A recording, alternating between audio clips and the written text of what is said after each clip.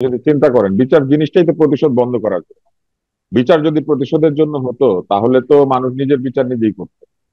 হুম হুম আপনি হুম। আমার ঠ্যাং ভেঙেছেন, আমি আমার ঠ্যাং ভাঙবো। বিচার তো টিট ফর ট্যাট না। বিচার হচ্ছে জাস্টিস ফর টিট।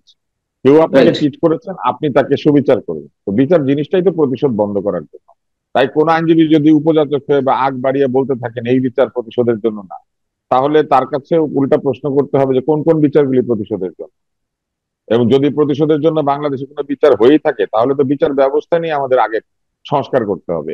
বিচার হুম হুম। ব্যবস্থাকে ঠিক করেন। যদি বাংলাদেশে কোনো প্রতিশোধের বিচার হয়ে থাকে, এরকম কোনো উদাহরণ থেকে থাকে, তাহলে ওইটা ঠিক করেন। ওইটা ঠিক করে তারপরে আসেন আমরা প্রতিশোধ না নয় এমন বিচার করি। একবারিয়া বলার তো কোনো যুক্তি নাই। আমি একটা লাল জামা পরেছি, আমি এসে বললাম এই লাল কিন্তু রক্তের লাল না। তো এখন সব কেউ কি বুঝতে পারছে না যে এটা যে আসলে রক্তের লাল না? আর আমি যদি আগের থেকে বলি তাহলে বরং মানুষ চিন্তা করবে যে তাই নাকি, এই এই জামার মধ্যে একটু দাগ খোঁজা যায়।